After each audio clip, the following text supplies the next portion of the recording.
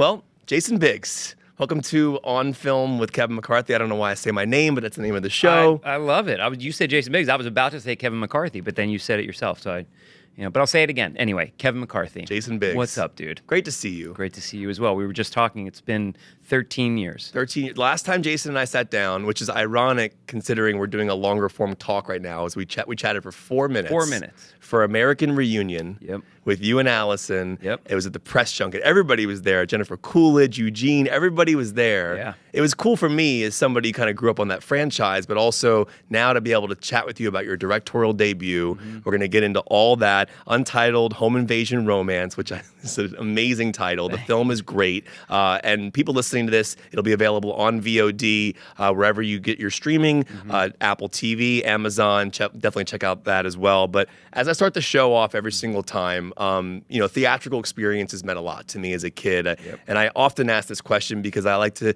it gives a peek back as to what movies influenced the person you kind of became. Yeah. And theatrical experiences were everything. You go to the movies with your friends. I would sneak into a lot of, even some of your films, I bet. Because I wasn't 17. But the date on there, this is a fake ticket. That's the day Terminator 2 opened in theaters, which is the movie that changed my life. It's everything to me. So, two-part question. Do you have a pivotal film that made you understand the power of movies, but then do you also have a pivotal film that made you understand the theatrical communal experience? Wow. Great question, Kevin. And first of all, I appreciate the ticket stub logo. It's so good, man. I've been collecting my tickets since 1995. That one's a mock ticket, obviously. Yeah. But I saved them all from like 95 to 2005, I think. Amazing. So I have some pretty good ones. I bet. But yeah, there was so many. I remember walking out with my friends and just talking about movies afterwards. Yeah. So what were those experiences for you as a kid? Yeah. I mean, my gosh. So obviously I went to movies as a younger kid, with my family. And I remember going to some standouts include Return of the Jedi. That was the first. So that was 83. Obviously, that was my, I was 5. And that was the first Star Wars I had seen in the theaters, because obviously the other two where I was just too young. With the first one, it was a year before I was born. But I remember seeing Return of the Jedi. Oh, you're 78. I'm 78. Yeah. Oh, interesting. Not 78 years old. 1978. I feel like I'm 78 years old. Yeah. We're both talking about back pain earlier. Oh, it's my God. I'm turning 42 in March, and I'm like, if I slam the refrigerator wrong, I could be out for a week. Dude, you have no idea. And I wish I could say, it only gets worse and quickly. Are you wearing reading glasses yet? Yeah, I mean, I should be wearing glasses right now, but I can see you fine. It's Okay. just, but I'm what is it? Nearsighted? Wait. So you're nearsighted then? Yes. You have a harder time seeing further far away. So your nearsightedness goes. I was nearsighted. And was doing fine with it for years. And then 45, when I was 45, one day, woke up, couldn't see my phone. It felt like that dramatic. Wow. Yeah. Anyway, we're old. Yeah. But yeah, Return of the Jedi was one of the first ones. And I remember seeing that. One of the things that stood out to me was the audio. Because, I see movies at home and obviously the THX sound. Dude, the sound was, I remember thinking there's sounds coming from behind your head and, just like, crazy, this idea that you could be immersed in this cinematic experience audibly as well, not just through visually. And I remember that standing out as a thing when I was a kid, thinking, wow, that's really, really fun.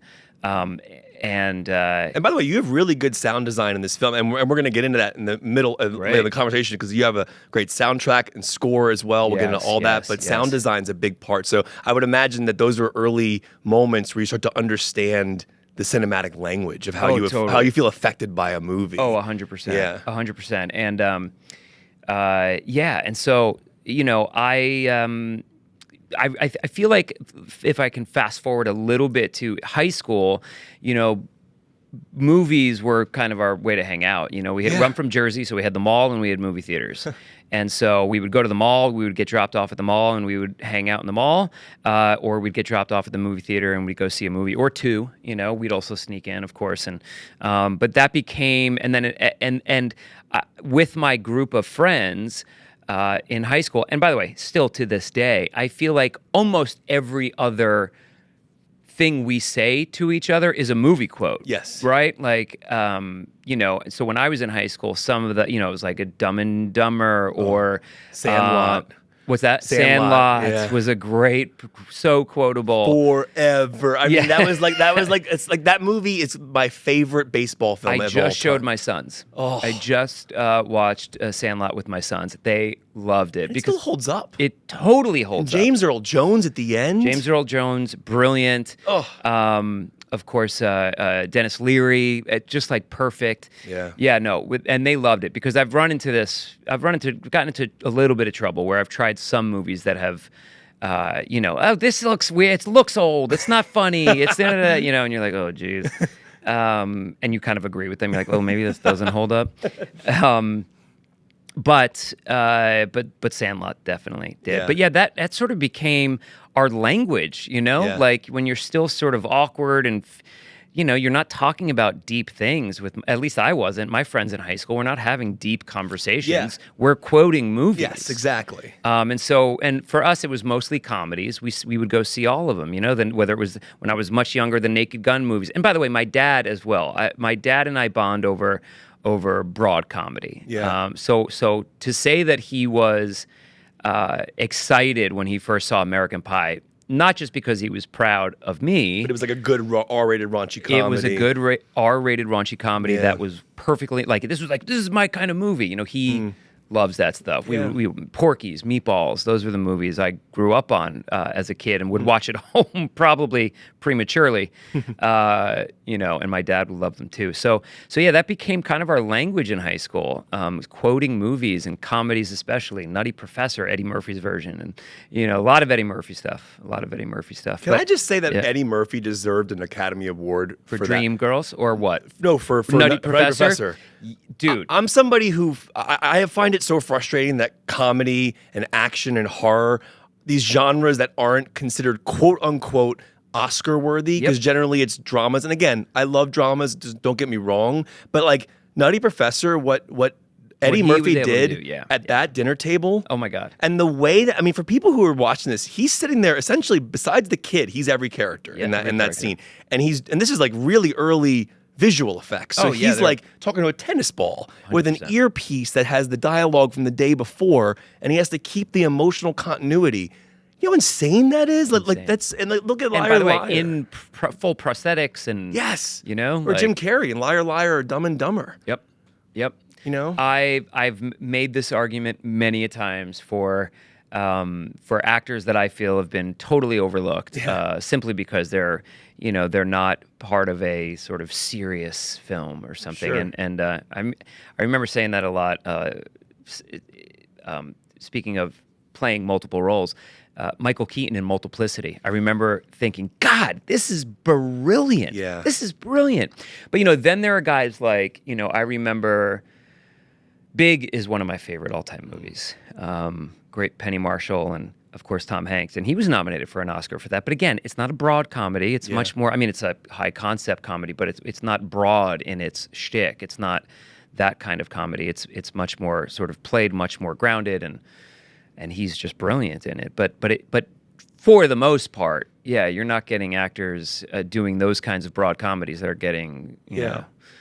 I remember I interviewed Eddie Murphy once. It was him and Arsenio Hall for the Coming to America sequel. The second one, yeah. And I brought this exact conversation up. I was like, I don't really understand, because I still have my Nutty Professor ticket. Yeah, and great. I was like, I don't understand how you did not get nominated for that. And I don't want to take him out of context, but paraphrasing him, essentially he was saying, because he was nominated for Dreamgirls, people kept focusing on this dramatic look I would give in the movie to a character, but then what about me playing the whole table? Exactly. And he's like, why is that not like looked at? Because like Dumb and Dumber, for example, as raunchy as that film is, the heart of it is what makes it great. It's the same thing with American Pie. American Pie. You and Eugene's scenes, to me, are the heart of the film. Yeah. And I'm like, that's to me is like, that's the core. That's what makes everything so funny. Yep. If you don't have the drama service is the comedy.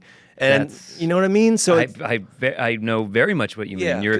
You're preaching to the choir. I talk about this ad nauseum. I talk about you know, why certain comedies can work for that very reason, because they're grounded in reality, because they have heart. There's a beating heart to them. I think that's why the American Pie films work so well is because you have characters that people could relate to, because even if the situations were extreme, the characters were real. They felt relatable, and there was a beating heart to the movie. I think, yes, the Eugene and I, that relationship was very, first of all, it's funny, but it was very sweet. You know, there's something about that people could hook into.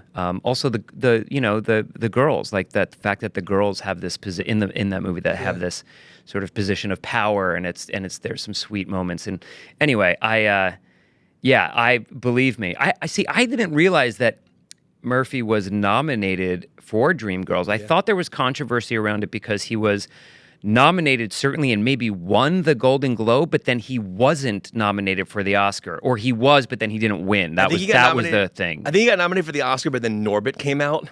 And I think Norbit... So he would have won maybe, I don't and then know. It kind of torpedoed his chances? That's been the story that I've always Got kind of it. been... Okay. I think that's what happened. I Right. could be wrong. I'll double check it, but I'm pretty sure he was nominated, and then like Norbit kind of hurt the campaign. Right, interesting. But I'm like, I thought Norbit was funny.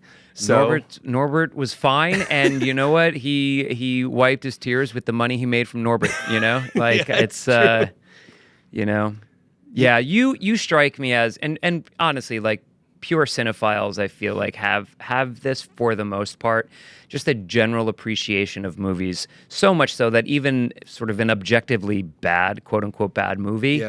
You still can appreciate what went into it. You still can allow yourself to escape for an hour and a half, take your mind off whatever else you were thinking about, and enjoy the theatrical experience, or even if it's at home, just kind of getting lost in another world for a brief moment in time.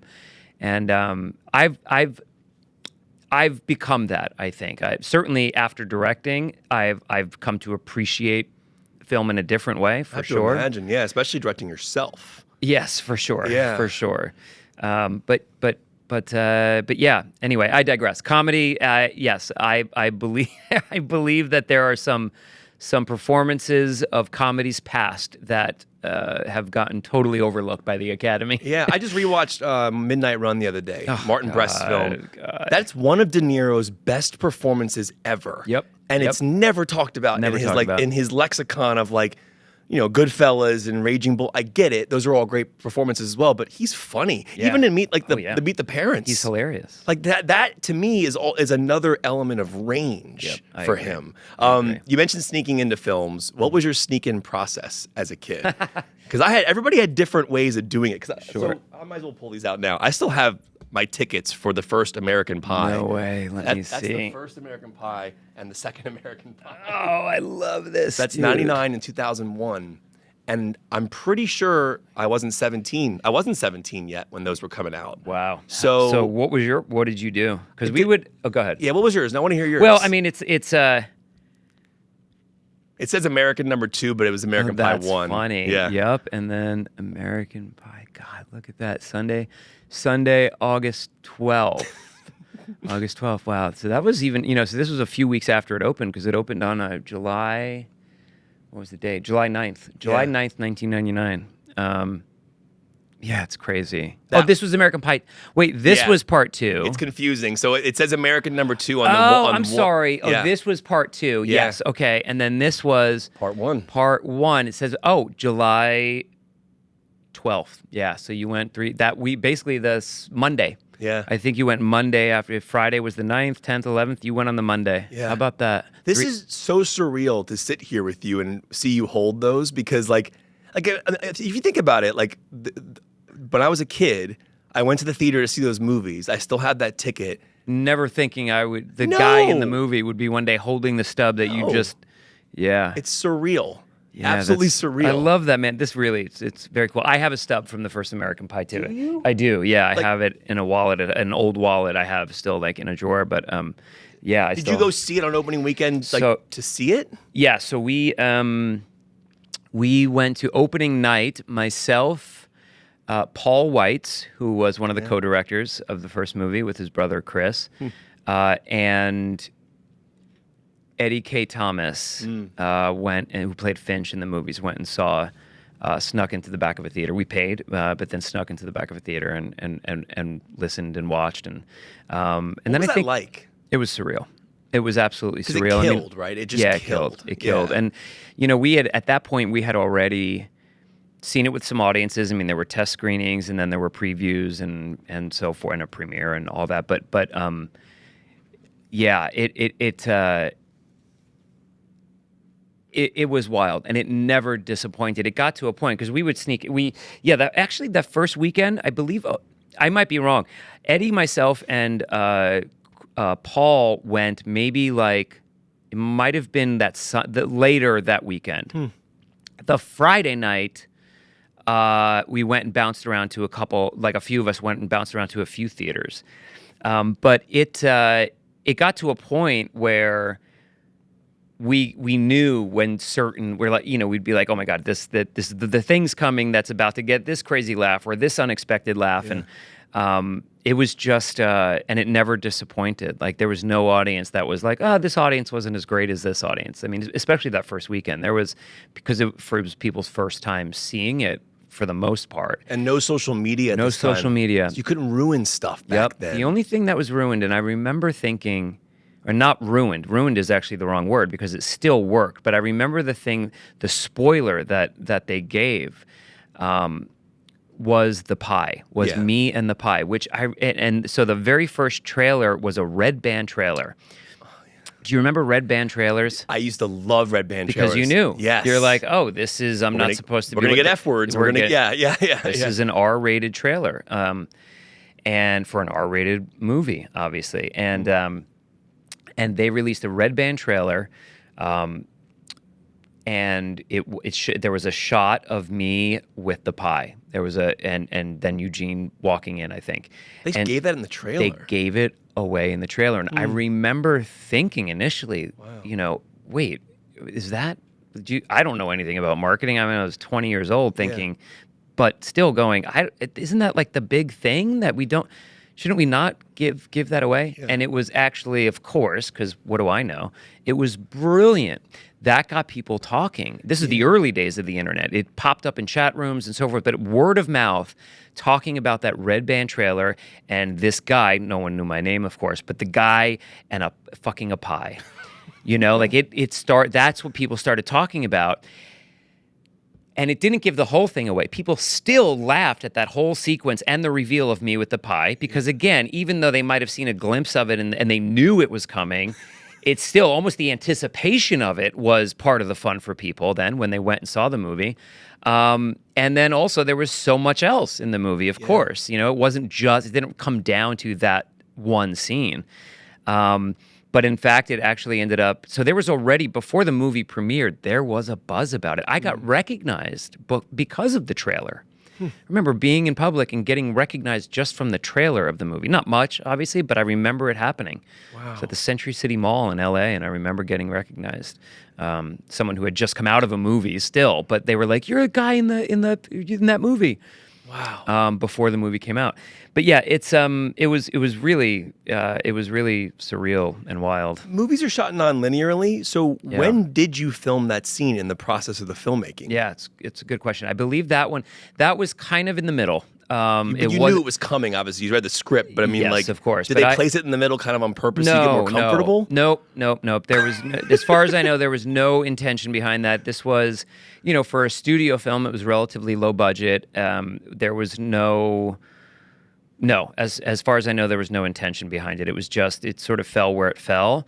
But I remember, because I remember it was far enough along where I was, I had anticipation around it, but then there was enough time after where I had sort of relief that it was kind of that it worked, and it was behind me. And I when I read it in the script, and you have to remember, Kevin, this was 1998. I was 19 years old in Los Angeles, audition, and it was a great time to be a teenage, high school age looking actor in Los Angeles. There were so many movies being cast. So I was reading all of these scripts, auditioning for all of these movies, coming close on a lot of them, and would have been thrilled with any of them, of course. Because you started in commercials, you had television, you got nominated for an Emmy. So like you were a working actor by this point, but you were auditioning to, because American Pie was your big breakout in that way. Yeah. But like, obviously you're working towards that, but you've been working since you were 5. Yeah, right. So I started when I was 5 in New York. and did commercials, like you said, and voiceovers and stuff. And then my first big TV job was a sitcom that I came out to LA for with my mom. We were out here for one season, a sitcom for Fox called Drexel's Class. And then I did my first Broadway play just a few months after. The show was canceled. I went back home to New York and did a Broadway play, and then Judd Hirsch, won a Tony for the role for that play that we did, and Tony Shalhoub as well. And anyway, it was I did a bunch of things as a kid and into high school that were really great. But then I booked this TV series in 1997 called Total Security with Jim Belushi on ABC, a Stephen Bochco series. Stephen Bochco, of course, of NYPD Blue and LA Law fame. And so I came out to LA, did that, also one season and done, and decided to stay out in LA and test the waters and try to do pilot season and hang out and audition and just see. So, and I booked a pilot, but then I was also auditioning for all of these movies. It was like a great time to be out here. And so I was reading all of these scripts and again, would have been psyched on any of them. You know, was coming close on a bunch of them. And then the American Pie script, which of course was not called American Pie at the time. What was it called? It was called Untitled, I almost said Home Invasion Romance. Untitled. That would have been great. I know. Untitled teenage sex comedy that we think you will love, but studios will probably hate, that can be made for under $10 million. That was written on the top of the script. It was registered with the WGA under that title. Yep. Is that why your new movie is called Untitled? It is not. We can get into that as well. But no, it is not that. But the coincidence is not lost on me one bit. That was obviously for that movie a working title. Yeah. And then it was called, by the time when we went into production, it was called East Great Falls High. Then it just became Great Falls. When we went into production, it was called East Grand Rapids High. Because the writer is that's where he went to high school. And then because of legal reasons, we had to change the name. So it became East Great Falls High, and then it just became Great Falls, and then it became American Pie, which of course is a perfect title for it. In any event, where was I? So I was auditioning. So I read that script and was just blown away. Yeah. I mean, laughing out loud, saying to myself, you know, this is different. This is unlike any of these other scripts. This is special. And of course, reading the character of Jim and going, that's me. Like I know exactly what to do here. And auditioning for it and killing it. But what was your audition scene? So my audition scene, there were 2 or 3, and I think, maybe it's American Pie 2 DVD. I think you can see some of our audition scenes. Oh, wow. From the original, obviously. Can you imagine we had to audition for American Pie 2? She's like, Jason, listen, we really liked your performance in the first one, but we just want to, if you could just, here's a couple pages, if you wouldn't mind. It's like Christopher Nolan. It's like it hasn't happened yet. Yeah, right. Like Tenet or something. Oh my God. So That's incredible. Yeah, so it was the audition scenes. One of them was, I believe, asking Michelle to prom. Why do I think that was one of them? I think one of them was the day undressing for Nadia, because I remember doing that in the audition room, like taking my shirt off and doing a dance. Oh, wow. Also a scene, I believe, with Eugene. Eugene wasn't cast at the time, so it was just my dad, whoever that was going to be. I forget which one. I should know that, Kevin. I should. That's a little blurry to me, and I should revisit that because I'm curious to know. But yeah. So I auditioned in a little trailer on the Universal lot. Joseph Middleton casted with the Chris and Paul, with the directors, and killed it. Went back and actually read first just for Joseph, for a pre-read basically with Joseph Middleton, and then he brought me back to read for the directors, and that was really it. That was it. 2 auditions for me, no chemistry reads, no nothing. It was just a matter of convincing the studio, because they were thinking maybe, get some names in there. And so, do you want to know who they were considering for a long time? And this is not to knock him. I'm sure he's a great dude and a great actor, I know. but it just would have been a different movie for sure. Jonathan Taylor Thomas. Oh, He was on Home Improvement. Do you remember that show? Of course I remember that show. So yeah, exactly. So he was. They wanted him. I don't know if he had the official offer or what, but that was the name that I kept hearing. I was like, okay, we just gotta, if that doesn't happen, if we can convince them that doesn't happen, then you're positioned, sort of right behind him, I guess. And so, do you think fortunately being a for bit me, unknown made the role work better? Because people knew people %. knew who he was, obviously. No, 1,000,000%. Yeah, I mean, obviously, and again, I don't mean to say unknown because you had work done prior to that. No, but no, totally. No, I was unknown. No one knew. I mean, yeah, I had worked, but I was not a known name or a recognizable known face in any way. Yeah. So I totally think, but of course, as a studio, even though it was a small budget by studio standards, they're still spending money and they wanted to, get names for their movie. And of course they do. And so they went down that route, but realized at a certain point that actually, if you cast the best people for the roles, and also people who are maybe don't come with any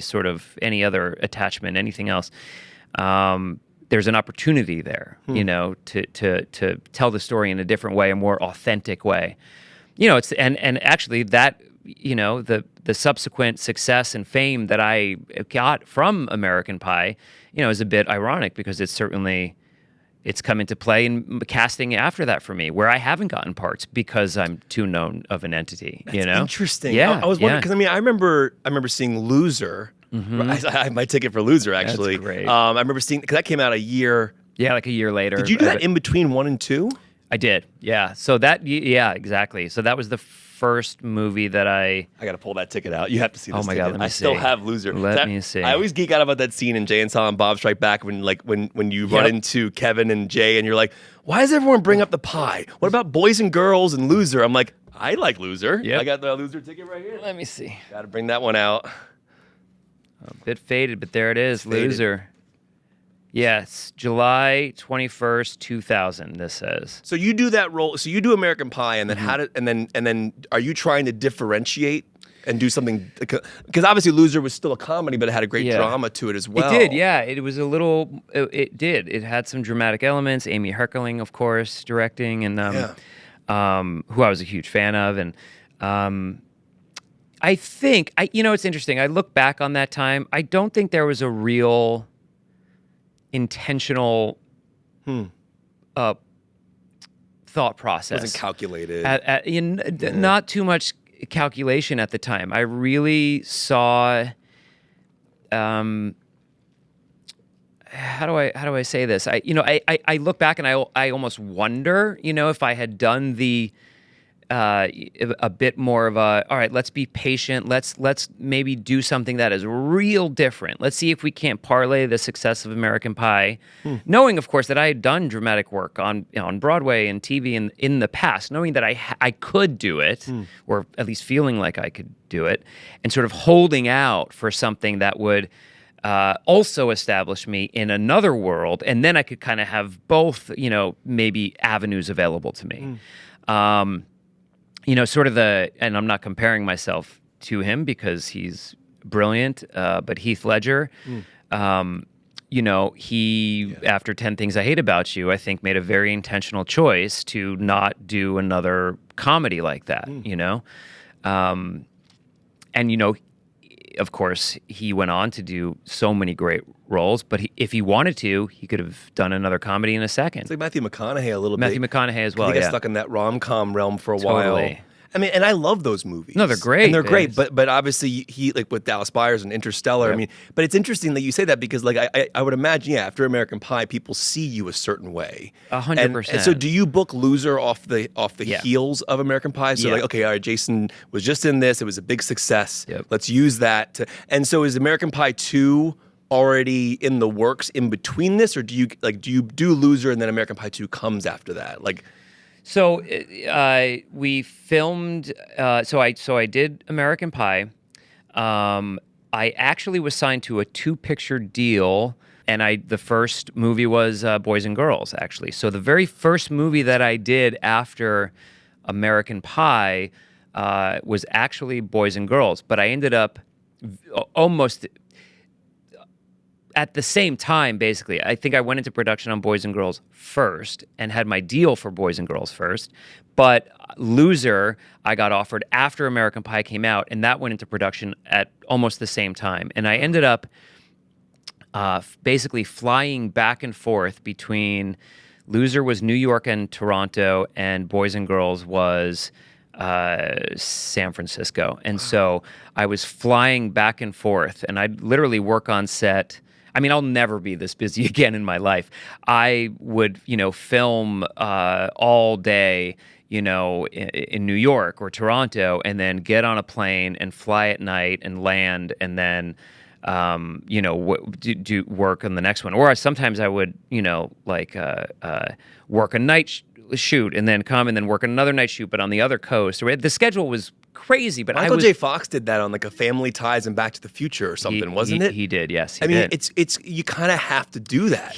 They were both in LA, but his story is, but that's, even though, yes, I was flying back and forth, but because Boys and Girls was, it was a smaller part, it was a supporting role. Yeah. It managed. We were able to make it work, and because I was booked on Boys and Girls already, it was Loser and Sony Pictures, Columbia, that they had to make my schedule work for Loser. So they were essentially flying me back to Boys and Girls whenever I was needed over there.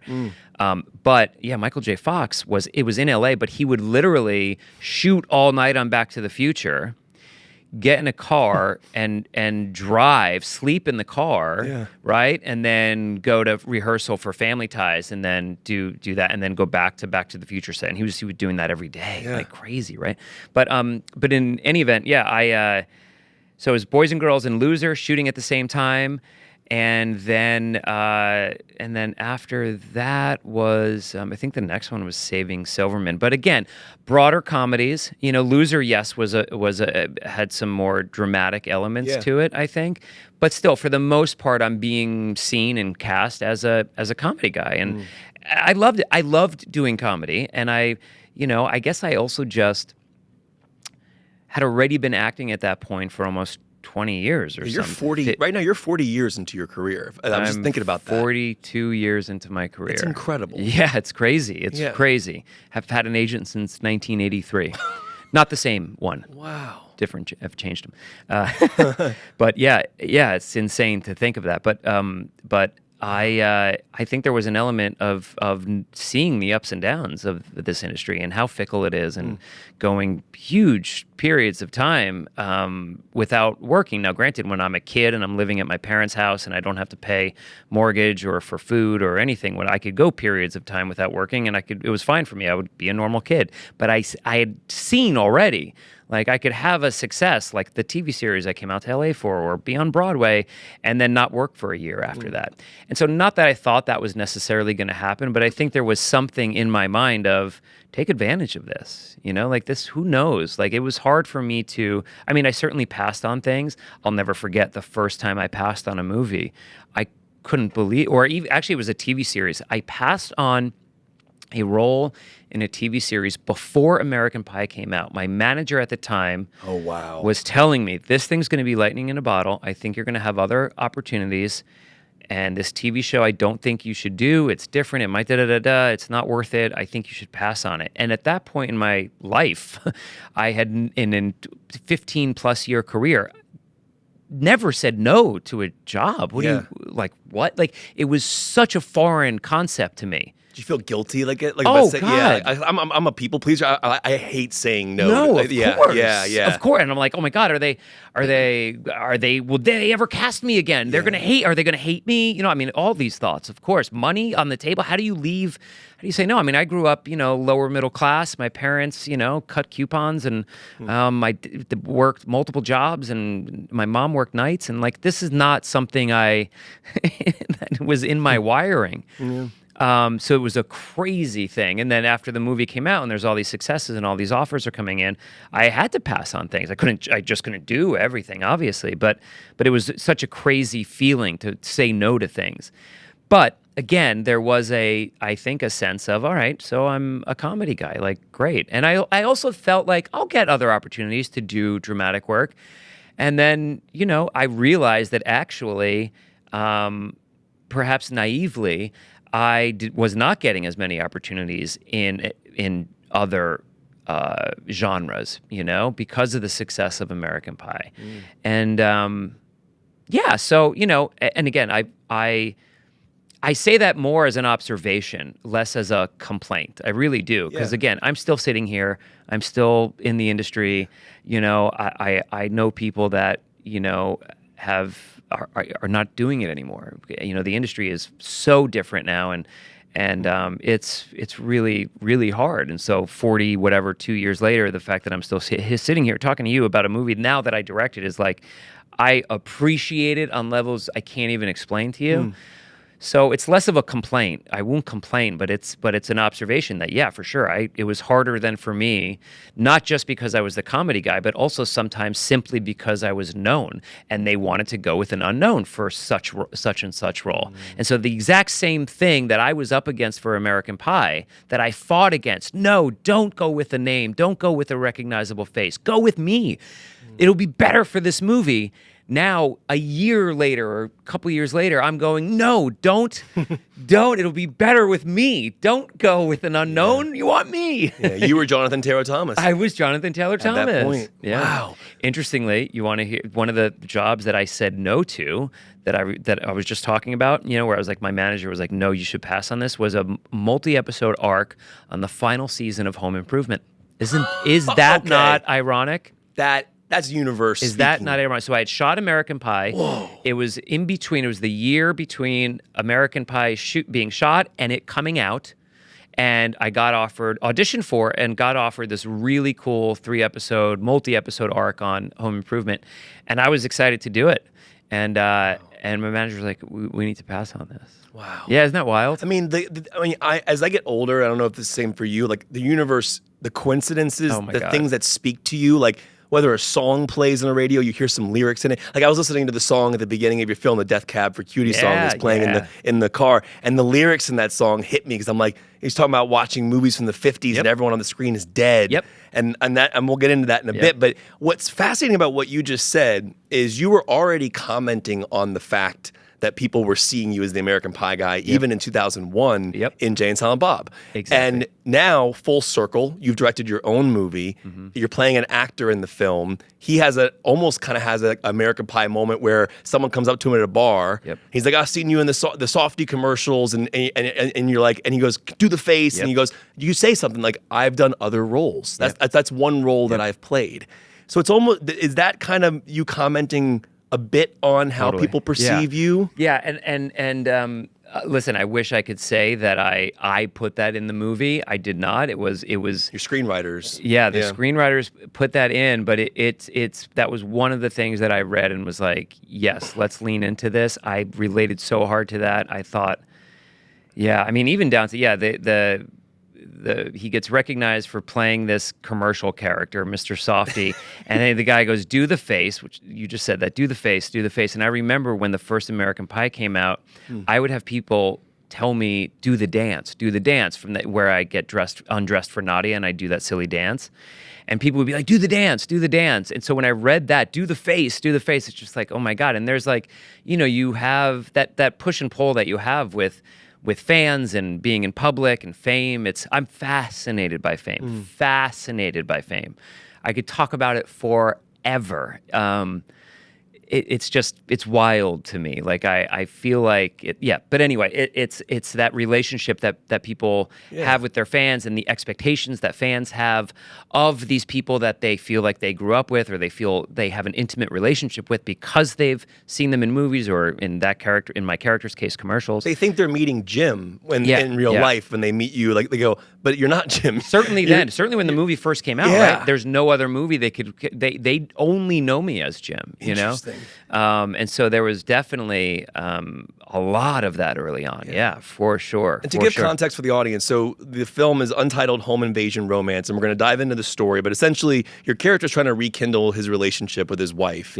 They're separated at the moment, and all I will say is that he tries to plan a home invasion to make himself look like the hero. grow, Yeah. and it goes wrong. And it goes wrong. But when you go back to this place that your wife's your character, Megan, we'll call Megan. Megan is amazing in the film. Yeah. And so Megan is your wife in the film, and you go back to a place that's kind of been part of her childhood for a long time, and you're in this bar, and she runs into a friend who's now the chief of police, essentially, and there's a guy with the chief with her, essentially is like telling Jason to do this face. When people approached you about the American Pie dance, what would you do? Yeah, so I wouldn't do the dance. Yeah. I learned early on that boundaries are necessary. Like, how do you even how do you juggle that? Like, what do you say to people? Yeah, I sort of would, and still do, say how much I appreciate them. You know, like I appreciate it. Thank you. You know, thank you very much. You know, I'll indulge photos where it's comfortable and where it makes sense.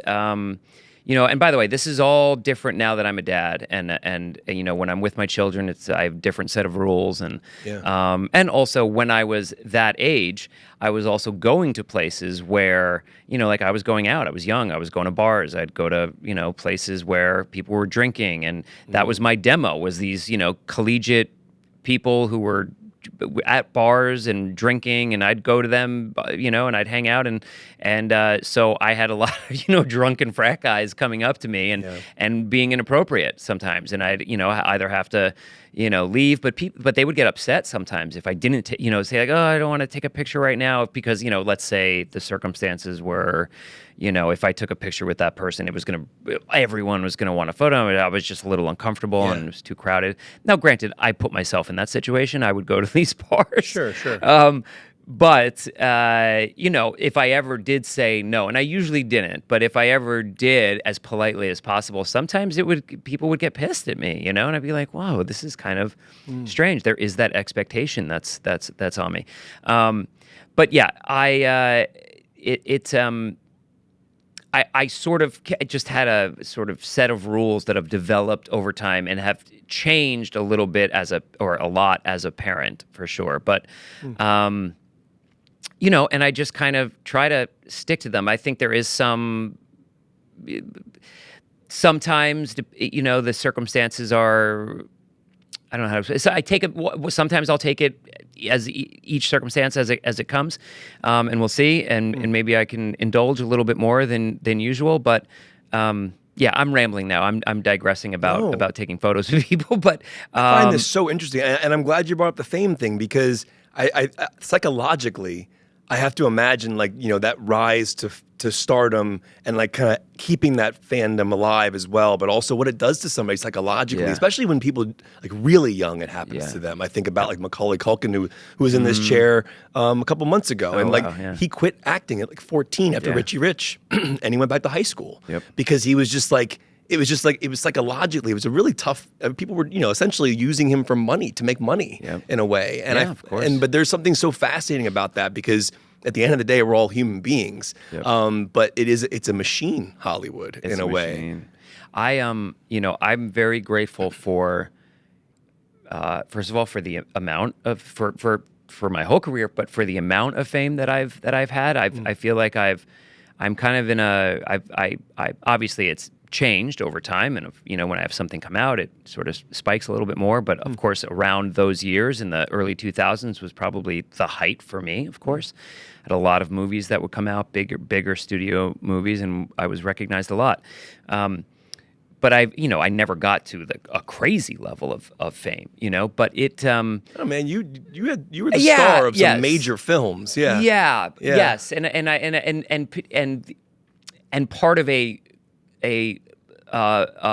movie and in a role that was part of the sort of zeitgeist of American culture. So iconic. So there's that additional sort of thing that I will always carry, and sort of, you know, people will, I mean, I get recognized wherever. There's no place on earth that I've been to where people haven't recognized me. And it's not such a cool, it's a beautiful thing. It's actually a beautiful thing, you know. And I get the privacy part of it, yeah, but it is kind of cool. It's totally cool, and I can, and especially now, like it's not like people are running up. I mean, it's it's much more chill. It's more like I can kind of sense when people recognize me. It's less like Jason. it's not crazy. It feels relatively manageable. I sometimes get a little uncomfortable in certain spaces, but I think I got famous at a good age for me, and actually, it's not even age. It was at a good point in my career, which is to say, I had some really great jobs that I thought were going to be my big break, and they were not ultimately my big break. And when American Pie hit and it became my big break, and I achieved that level of fame, there was an appreciation for it. It never sort of, I like to think that it never went to my head in a way that it could have for someone else. And also, actually, my age is a factor in it, because yes, I was young and I was a kid, but I wasn't a kid actor when I got it. That is really different. So like Mac's age is way younger, and like that to get famous then is like is a whole nother set of, I think, psychological baggage that Justin Bieber's a great example of that too, like getting famous that young with the social media era and what that does to somebody psychologically speaking. Totally. It's a whole set of things, but it's fascinating. I mean, one of the things that I've always been, fascinated by with fame, and is that people don't want to say no to you. You don't get told no a lot. And people should be told no. There are certain things that shouldn't be allowed, and with that, and I'm guilty of it. I've come to have expectations sometimes that I'm like, oh wait, I need to check myself. It's just like you get used to it sometimes. You get used to being told yes a lot, and so it's crazy what that does to your head, into your real life, outside of work. Yeah, exactly. And so, but I have great people around me, which is good, and I think living in New York for me has been really helpful. I lived in LA for 17 years. Fame, I believe, is the currency out here in a lot of ways, and it's just an industry town, and it's just kind of different out here. And so I love it out here, but I'm learning to love it again, I should say. I have an appreciation for it, because I think when I first moved out, I loved it. Then I kind of was okay with it, and then I kind of had a not great relationship with LA towards the end. But now I'm appreciating it differently. But New York for me was great insofar as there's a lot more going on than just industry stuff. And that for me at my stage in my career, I needed that. Doing it since I was a little kid, I needed to get out of it. I have an actor friend who also moved to New York around the same time as I did, who lived in LA, and he said that living in LA for an actor is like a doctor living in the hospital. Like choosing to live in the hospital that you were, and it's true. It's like you're in the hospital. Everywhere I go, there's a sick person, or I feel it. It's just different. So I digress again. Fame has been a fascinating thing, and also because it is in my industry, specifically as an actor, there's a direct connection to success, right? The more successful you are as an actor, generally speaking, but there's a direct connection, right? The more successful you are, that means that more people are watching your things, therefore the more famous you're getting, more people are recognizing you. So I always tried to look at it like that, like my fame equals success on my part. And I see it. I see when things kind of quiet down for me in my career and I haven't had something come out in a while, I'm not getting recognized as much. I'm not as quote unquote famous, and then suddenly I'll have something come out and it'll spike again. It's like, oh great, it's a reflection of where I'm at and the fact that I'm working, and so it's but now my kids are having conversations around fame, because I'm now at a point with them where they have been, they now know that I'm in this movie. Yeah. For so long, people could come up to me and recognize me when I was with the kids, but they had no idea what was going on. And then I started to notice them notice me get recognized and people come up to me and ask for photos. And can see their faces. That was one of my boundaries, by the way, was always saying no if I was with the kids to a photo, just saying thank you very much and being nice and engaging with them for a minute, but saying no to photos. Just trying to, because what I thought is that it shows my kids that there is I have the boundary around it and that they are the priority. It was just a matter of sort of what it symbolized. I wanted them to sort of absorb that. But then they started to understand a little bit more why people were coming up to me and that I was an actor and that I was in things and people would recognize me for them. And then I'll never forget the first time I said no to taking a picture with someone, and Sid, my oldest, turned to me and said, why didn't you take a photo with them? He had seen it as you weren't being nice to them. That taking a photo, you just said, why didn't you do that? That would have been the nice thing to do. But an innocent view of it. I know, very innocent view of it. But that gave me the opportunity to explain to him the boundary that I had and to say no, because I have a boundary around it. I'm with you. When I'm with you, I'm with you. And I don't need to take photos with the people then. But anyway, now they have become even more fascinated with fame. And I could see people ask me like, oh, do you think they want to be actors? Or my wife is a writer now, or writers. And they do, and they do have the bug. They have it in them, I think, obviously. They have that gene where they're, little performers and whatever. And so maybe it's in their future. There's certainly no pressure from my wife and I, but people will ask them, you want to be an actor when you grow up? And they talk about being famous, or at least my oldest has talked about, like, I want to be famous. He's fascinated now by this because even he has now gotten attention. He's now, his teachers will, certain teachers or camp counselors or friends or older kids in school will be like, hey, is your dad, so-and-so? And so they're getting attention because of me. And I'm sure it feels good. You're a kid and you're like, but my dad's cool. My dad's cool, Yeah. And which is funny because they do not think I'm cool at home at all. Right. But so they have, of course, this sort of, an understanding of fame that I'm trying to adjust for them, also because fame is within reach of everybody now. Like when I got famous, it felt like there was just a few ways kind of to get famous, if you will. Like I kind of got famous in a traditional way. I was in a movie and it became successful. And so I became a movie guy and people recognized me and I was famous. Now it's really within everyone's reach. It's in their pocket on a device. Anyone can kind of get famous. And so I think my kids have been fascinated by that. And I've had to talk to them about why I'm doing what I'm doing and my love for acting and now directing and why I do it and why the fame is not important to me, but why I appreciate it and why I love my fans, but why I have to have boundaries around it and why, there's so much, it's so much more nuanced than just, oh, it's cool to be famous. By the way, it is cool to be famous. Like I can tell you, it's cool to be famous. Yeah. I'm sure people have come up to you a lot, and because this podcast is awesome, and people have certainly said to you, dude, I love your podcast. It feels good. It does feel nice when people say that. Yeah.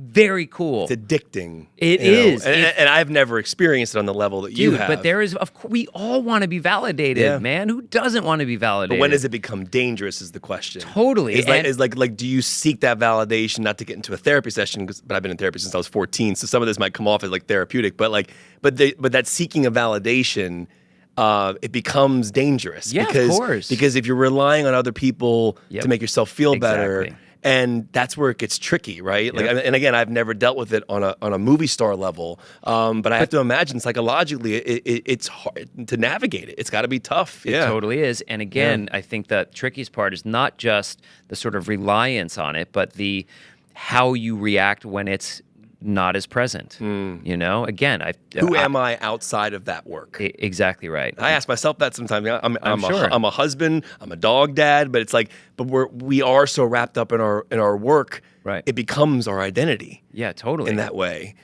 Yeah. Believe me, I've had my existential crisis. I've had it. I've gone through it. I'm sure there's more in my future, but like, you know, especially doing this from the time I was a kid, believe me, I've been like, what do, you know, because I didn't even have the, you know, like I didn't go to college and I didn't study something else. Like it literally, this is it.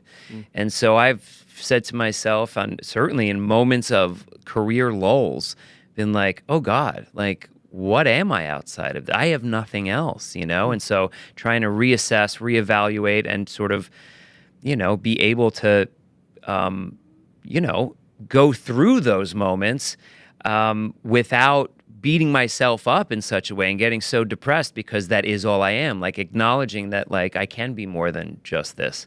But yeah, it's certainly addictive and potentially dangerous. So anyway, it's my kids are, you know, and I don't get upset at them for being like, I want to be famous, because it's, of course, you know, like they're 8 and 11, but you know, but I like that I can have this conversation around it with them and give a first person account of, hey, this is what it actually all means, and this is where you can appreciate it, and this is where it could maybe be dangerous.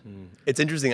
When Macaulay Culkin was in here, he told me this great story that he'll watch Home Alone with his kid, and the kid, his son, doesn't know that's him. Wow. So like, and he hasn't told him yet. Yeah. So like the kid is like obsessed with Kevin McCallister. That is and he crazy. doesn't know his dad. And so like, I'm like, when are you gonna tell him? He goes, no, I want him. I can't wait for him to realize it. Yeah, that's so. I mean, that's got to be interesting. I'm assuming your kids are watching some of your films at this point, so right? they've watched 8 Below, which is a Disney I have film that I did ticket. With. Oh no way! I'm not even joking, no way. dude.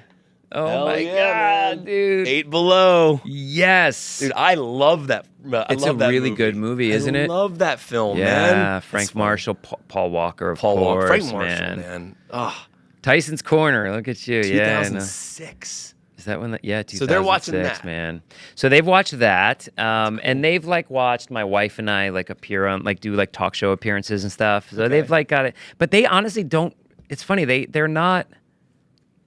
I don't know. The American Pie thing. They've been particularly curious about, just because so many people talk about it around us and now around them. And actually, what had to happen was so people have asked me, oh, when are you going to show your kids American Pie? And it's basically my version of the sex talk. Like, you know, you want to have the sex talk with your kid, but you don't want to have it prematurely, but you also don't want to have it too late. You know, you don't want to get there after they've learned all this stuff from school, or in now parenting, the internet really is, you know, or friends or whatever it is. You want to kind of try to get there before that, but you don't want to get there too soon, and kind of, you know, what's age appropriate. And that's literally what I've had to deal with showing them the movie. Or it's not the little guy, it's my oldest. He's 11, you said. He'll be 12 in a couple weeks. Yeah. I mean, I was watching R-rated movies at that age. By the way, so was I. But but there's a difference though. Like, I don't know if you had the same thing growing up. Growing up, my parents would let me watch violent movies. But sex stuff, they would cover my eyes. I know. Like, I'm like, wait, I just saw someone's head get blown off. But I can't see a boob. Yeah, I don't get that. Like, I'm watching True Lies. Exactly. And my mom's like, we're covering your eyes during Jamie Lee Curtis's dance scene. I'm like, people just died on screen. I don't understand that. I know. It's a weird. I think it's an American thing. It's an American. We have like this puritanical thing in us still. I don't know what it is, man. There's a thing around sex that's very strange. That's a whole nother conversation. But I mean, kind of connected to that. Do you know that originally American Pie had an NC-17 rating, and what ultimately got it the R rating, like they had to keep doing cuts and submitting them to the MPAA, was the number of thrusts that I did into the pie. What, they had an issue with how many is it? The number of whatever the number that we have in the movie, one more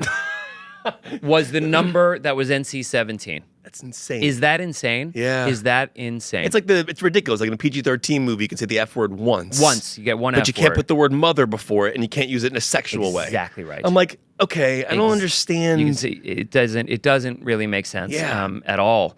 But it's so weird. Yep. It's so strange. So strange. But yeah, so my almost 12-year-old, you know, he'd been for like the last year or two asking me like, what do you do in American Pie? What is it? You know, he knew that there was something with a pie.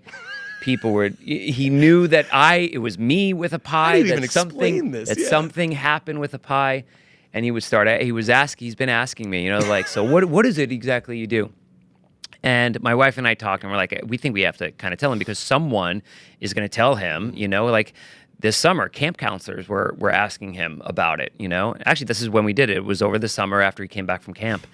And it's like American Pie 2 when they go to camp, right? Totally, yeah, exactly. He did not go to band camp. For everyone listening at home, he did not. My son did not go to band camp, okay? But he did sneak into band camp and make out with his girlfriend. No. So we decided that we would show him just the scene, not the whole movie, because there's other things in the movie that would require explanations. We decided that we would just show him this scene because we knew that people were kind of talking to him about it and that he was gonna learn it. He was gonna know. You want to have control over the situation. As much as we can. Yeah. I mean, parenting in general is just doing your best to control the narrative. I mean, it's so, especially with the internet, it's just so out of your hands, most of it, and it's just trying to like contain as much as possible. That's my experience of parenting. But I wanted to ask him first. We were going to show him, and I said, just let me ask you, what do you think the pie thing is? What do you think happens with the pie and me, and what do you think it is? And he guessed it correctly.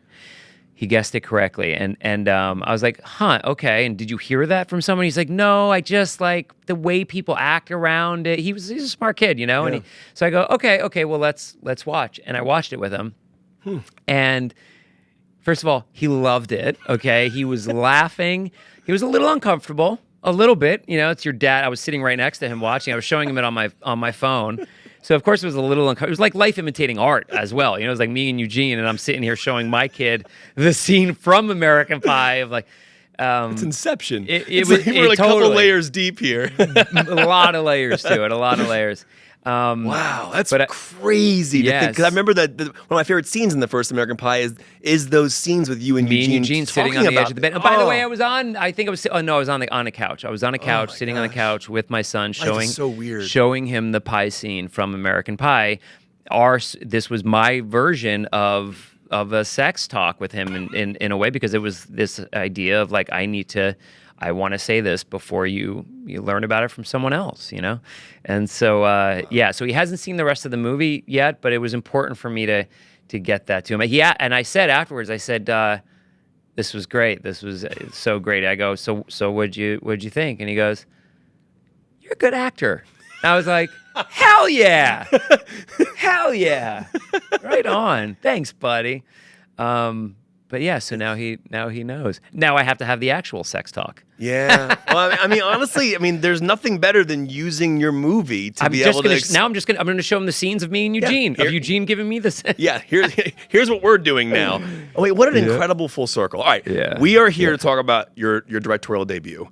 We've talked a lot about your career prior, but I have a lot of filmmaking questions for you. Do we have a little extra time to go a little longer? Do you have? Me? I'm great. All right. I'm good for time. Yeah. No. Yeah. Dude, everything we just talked about was so fascinating to me. Good, I just didn't want you to think, we're only talking about American Pie. By the way, dude, again, like I say this, I'm at a point in my life and my career where I can kind of zoom out a little bit and really, first of all, I have an appreciation for the fact that I'm still here and talking to you. But like looking back on those days and American Pie and the success of that and how crazy that experience was, it doesn't happen a lot. I can tell, I've now been doing this so long, I can tell you I knew at the time it was rare, but still you can't fully grasp just how unique something like that is, and it's especially, I think, profound in when I reconnect with the cast of the movie, because it is something that we share. It's like siblings growing up in a certain household. You guys. Do you have siblings? I have one brother. Only you and your brother. No. Yeah. Only you two speak the language of growing up with, I don't know if your parents were together or not, but like what the house or houses you grew up in, you guys speak that language, and only you can talk about it. in that way. And the American Pie, you have that with that cast. And so we could go years without seeing each other, and then we reconnect, and it's like we have a shared experience of something that I talk about all the time, and people come up to me all the time. It's happening for you too. Like you also, the last 6 years, have been going through the same stuff I have. Now, maybe because of the pie scene, things are different for me versus someone else in the movie. Sure. But in general, we have had the American Pie experience. Anyway, it's endlessly fascinating to me. But no, and I really appreciate you talking about it, because as somebody who sits here, obviously with my ticket stubs, it's like these were pivotal movies for me, and I'm just, it's not lost on me that we get to hang out and talk. I love that. And that's why I love talking to someone like you. I mean, I'm a fan of the podcast, so there's that. But also just a person who has such an appreciation for this kind of thing, because I feel like I tell some of these stories sometimes, and it's kind of lost on some people. I think they want to know what was Nadia like? Is she that hot? It's like, depending on where that was my dad, by the way, who asked that question. But yes, Dad, she's very hot. Mr. Biggs. All right, let's talk about your film, because you've been around cameras and cinematographers and filmmaking for a long time, as we kind of just set this up. And American Pie was shot on 35, so like you're shooting on film at that point. Yeah. When do you start realizing that you are liking the directing side of things? Obviously, this is your directorial debut. What was your relationship to your cinematographers and your composers on your movies? And were you always kind of like studying on the filmmaking on the sets you were working on? I think I was always fascinated and always loved being on sets. Like I loved the process of movie making. Yeah. I loved the community and the feel and the family and the, it's show people, right? Like check the gate. Yeah, check the language. Yeah. There's a whole language around it, but it's a weird world, to do this. It's a very serious job and at long hours, and it can be, and there's a lot of money and high stakes in a lot of ways. But at the end of the day, it's, at least, the actor is playing make-believe, and we're all there, we're making movies. It's very cool. And I feel like I've always absorbed it, I've paid attention, but I feel like with real intent, maybe only in the last sort of 10 years or so. But I remember as a kid even thinking, I may want to direct one day. I think there's old interviews of me from when I was a kid talking about it. I was reading something recently, an article that I had found from when I was a kid and in a local newspaper, and talking about how maybe one day I'd like to direct. And so it's always sort of been on my mind, I guess. But I sort of came into this, I guess I've been looking in earnest for something to direct the last 5 years or so, where I've talked to my agent and my managers about really actively looking for something, being proactive, trying to, find something for me to direct. Been the last couple of years. So during this time where I've really made a conscious effort to find something to direct, I've been, of course, a lot more in the acting jobs that I've had. I've been a lot more observant and more of a student, I guess you could say, and sort of paid attention even more than I would in the past. But admittedly, though, I still came into this project, not knowing a whole lot on the photographic, technical side of filmmaking. You use the camera really well in the film. Like I won't give anything away, but there's a big twist that kind of happens early on with the home invasion part of it. And the way you raised the camera from the first level up, it was like I was leaning into the frame because I wanted to see what happened. That's cool. And Megan's on the staircase, you walk in, and it's a really great camera move because it was immersive. And I was just like those types of decisions with your DP, are you saying to him, I mean, I know the script is written as well, but I want the audience to be they should be wondering what's going on. Let's wait a beat to show them. Let's show Megan. Let's show that she's in distress. Yep. You're obviously confused. You don't know that something happened yet. But the way you raise the camera there, it's like that's an interesting choice that fits the narrative. Yeah, I love that you're talking about that scene in particular.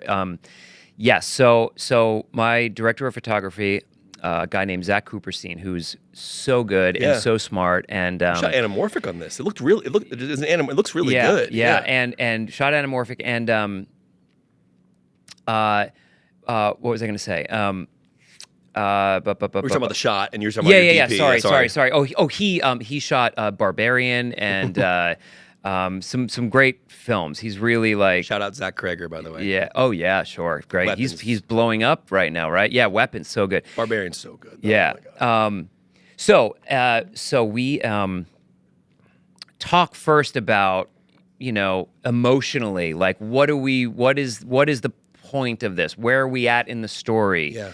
Tonally. Now, you saw the movie. Tone was a constant conversation. Yeah. I knew tone was going to be my biggest challenge for this film from the first page I was reading it, and I mean, there's a very broad version of this movie that I chose intentionally to not make, but that's also a version that we could have gone. It's ultimately about trauma.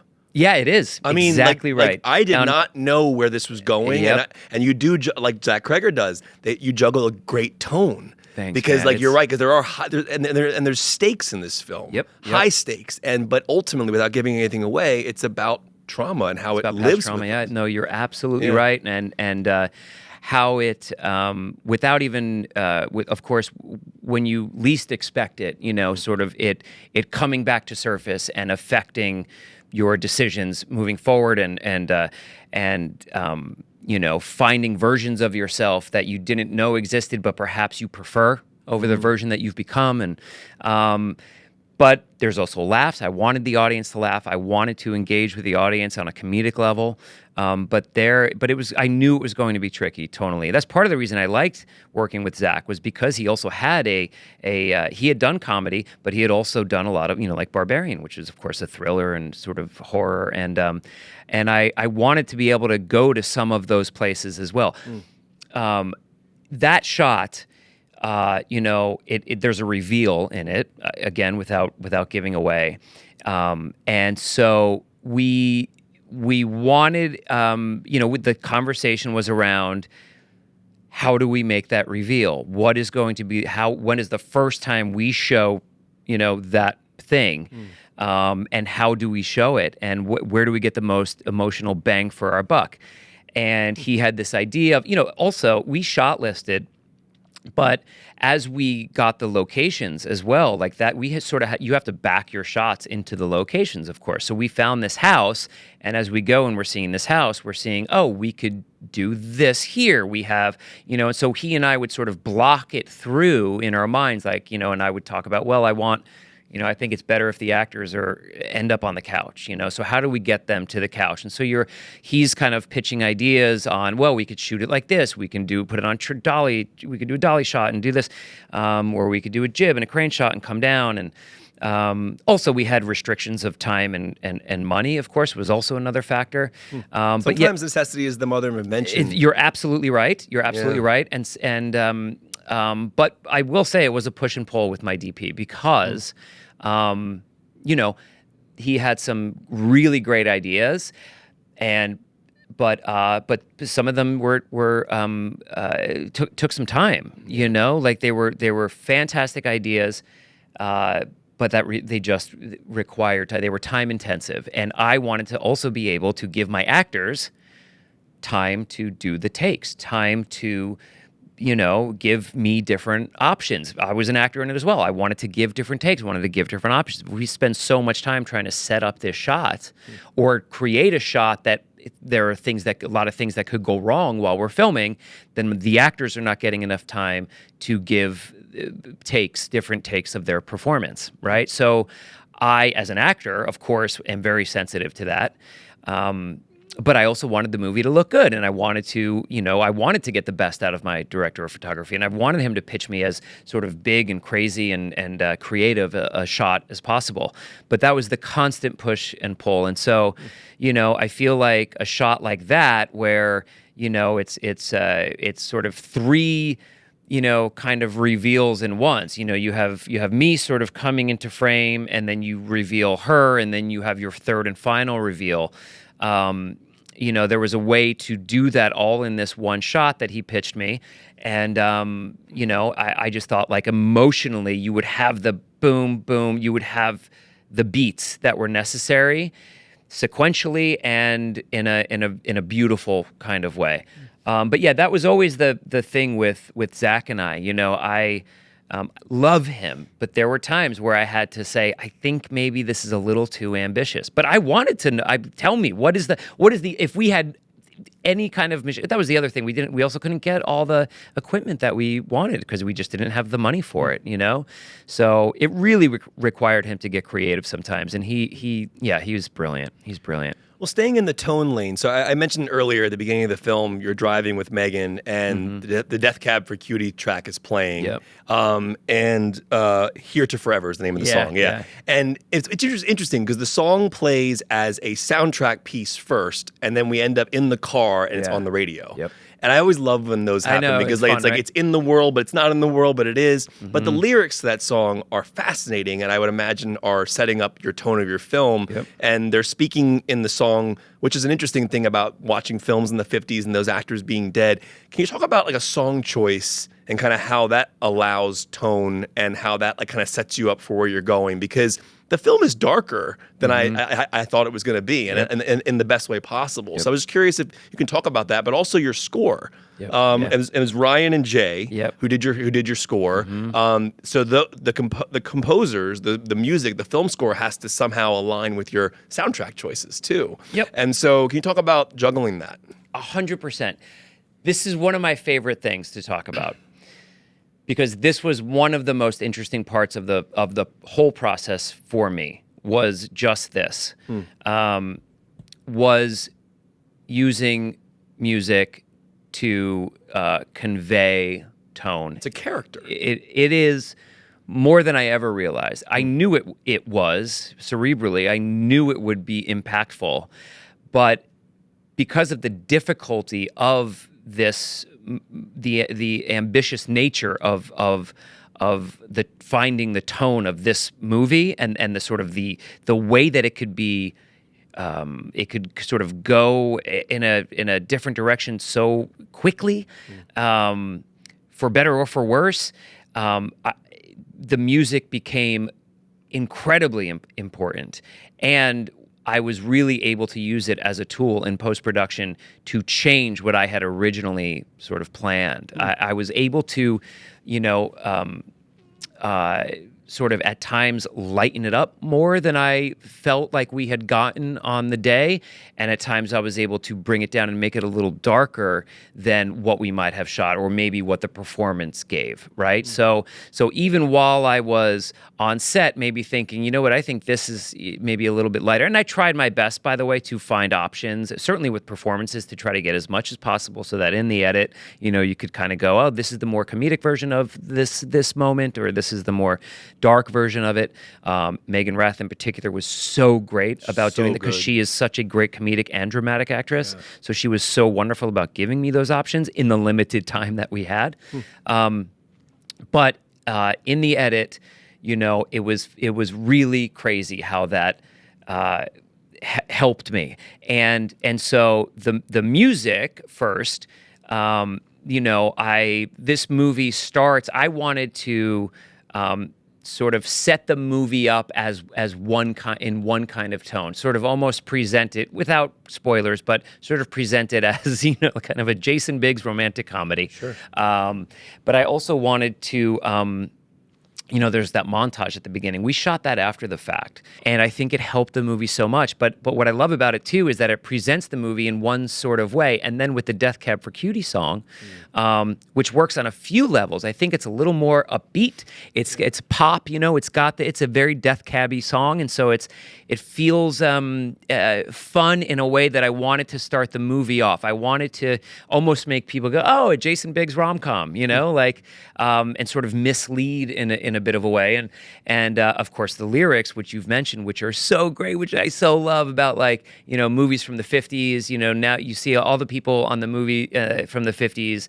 You actually remember the lyrics better than I do, but you see them now; they're all dead. All dead, What is And I love, of course, the mention of people being dead. Yeah. Because of course that's a bit of foreshadowing for the movie. It's all intentional. It's all intentional, Yeah. and then also I love the sort of idea of one day all of the people in my movie, including myself, will be dead. Oh, that's interesting. so I love the idea of someone finding this movie in 50 years and going, oh, they really are all dead.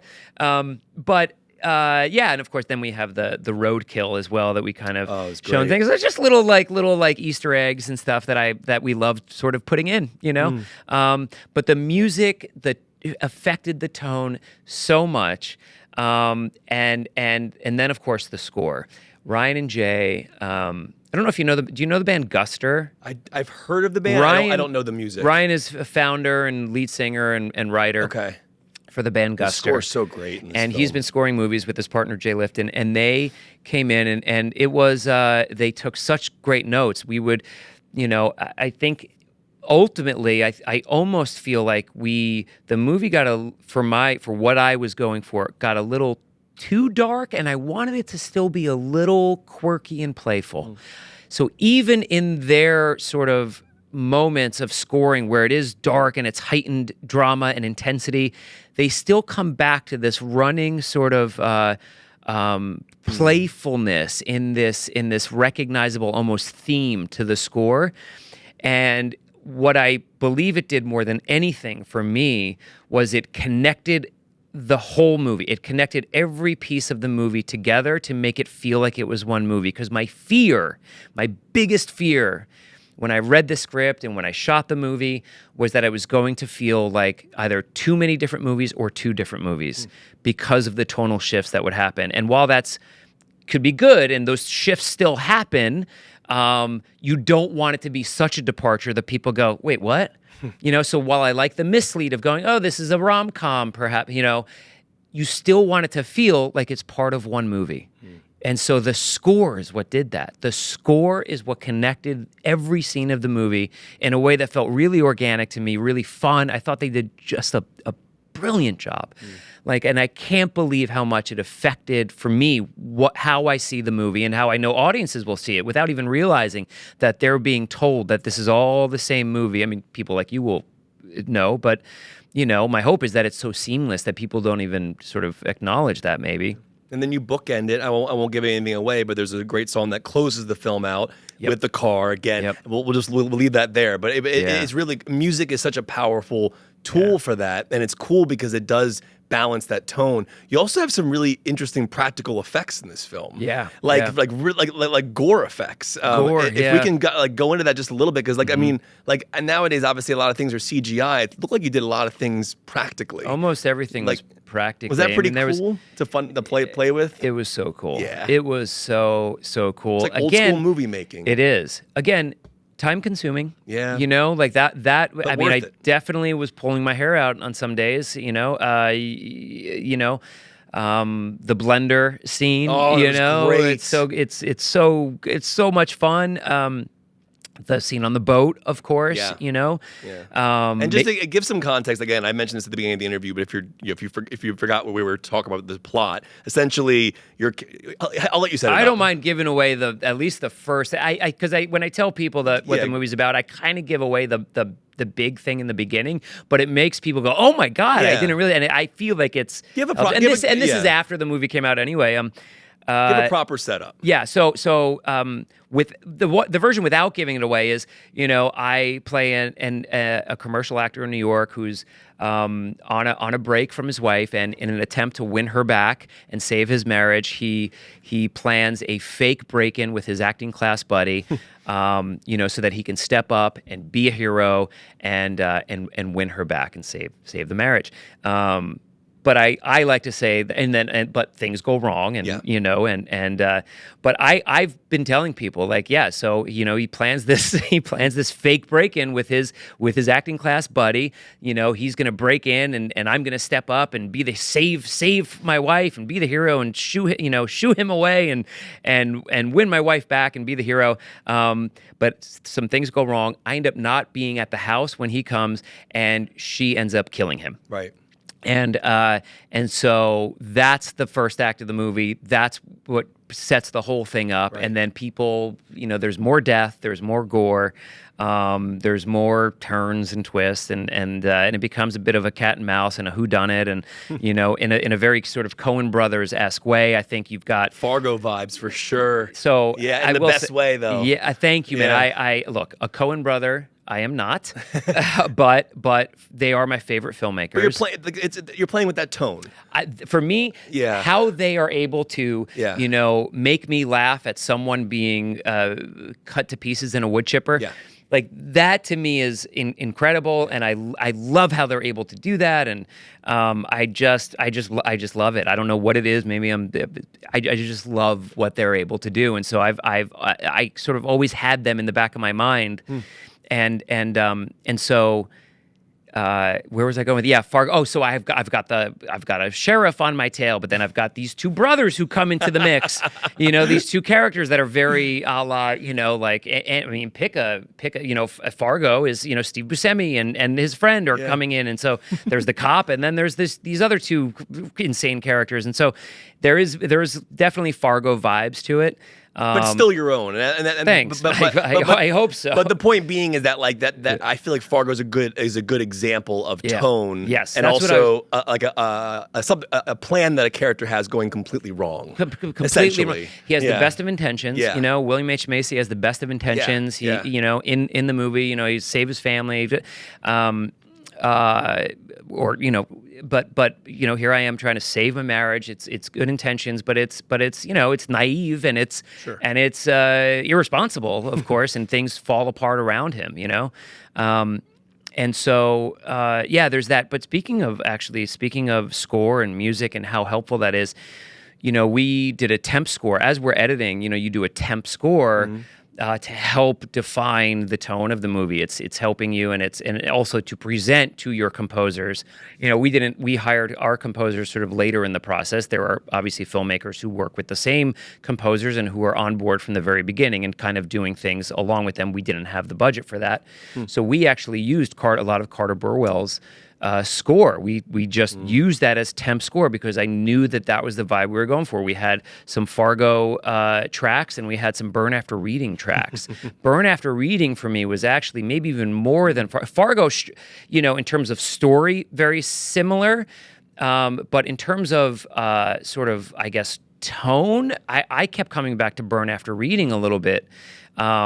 And then also, Burn's more funny than Fargo, right? I'm trying if I remember. Burn is more. I think it's more funny. Fargo's than Fargo. funny, but it's really dark. Yes. But I get it. Maybe it's like, I don't know. It's an in between. I guess it's an in between of those two. There was Brad Pitt's death in Burn After Reading in the closet. Yeah. It's so unexpected. Oh. You like it. He's such a likable character. Yeah.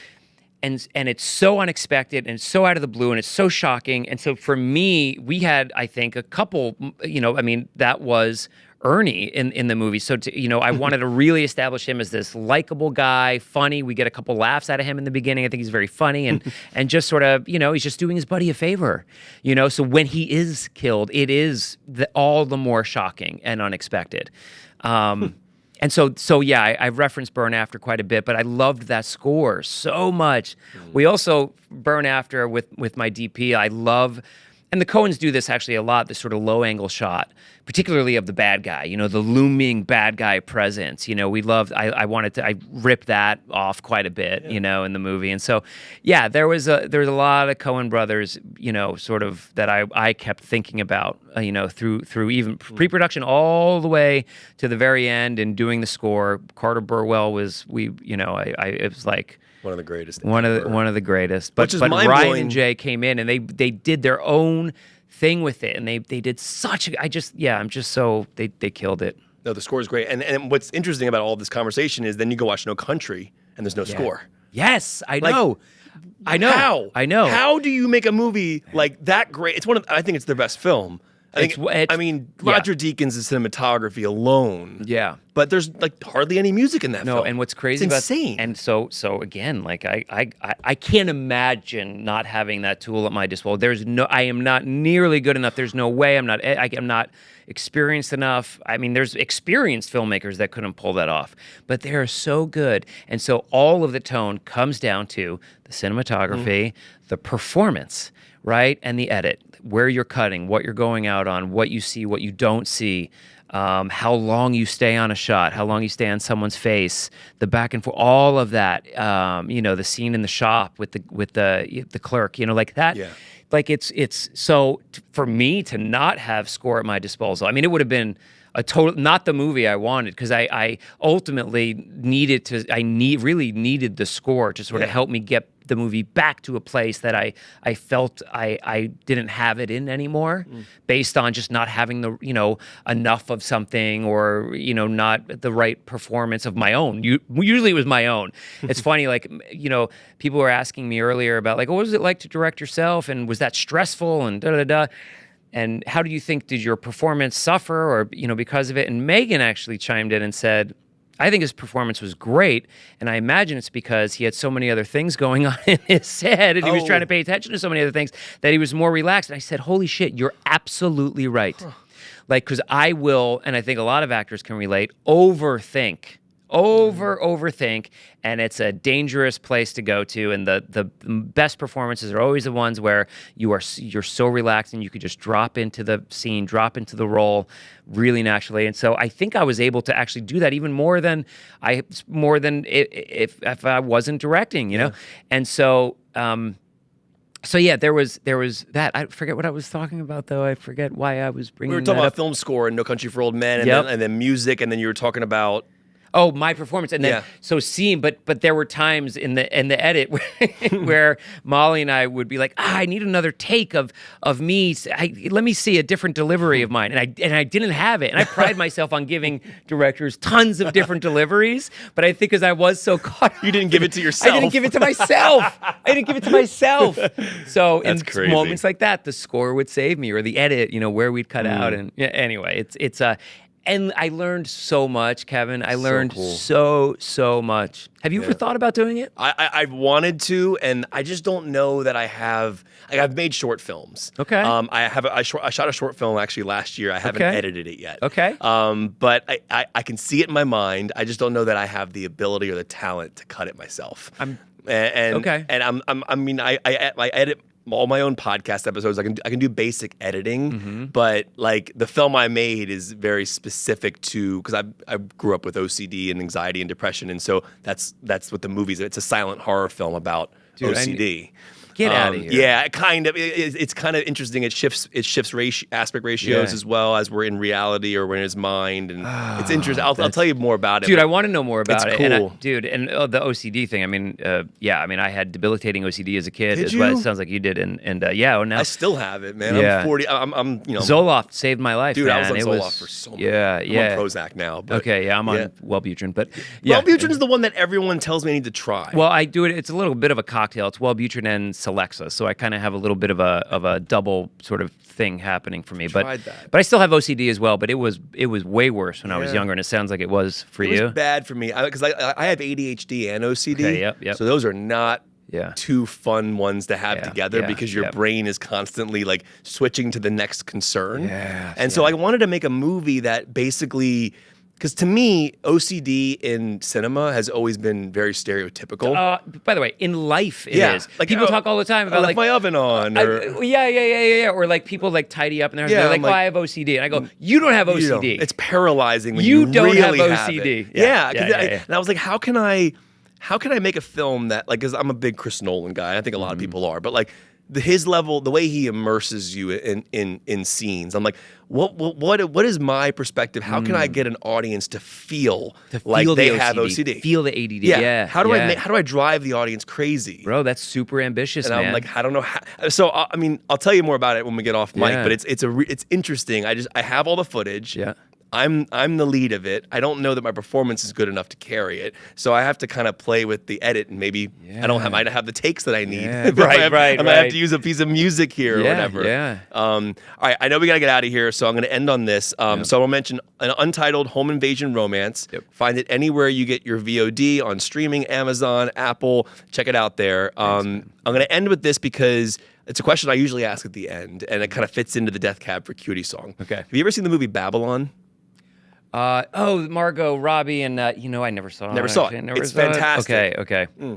I hate when I talk to cinephiles and I'm like, I don't know it. I'm so embarrassed. It actually didn't do well. It's one of my favorite movies of all time. And Damien Chazelle directed it. Yeah, of course. Did, La La Land, and First Man, and he's at Whiplash. So there's a scene in the film. So the basic idea of the film is like we're in the silent era of movie making, and they're transitioning into talkies.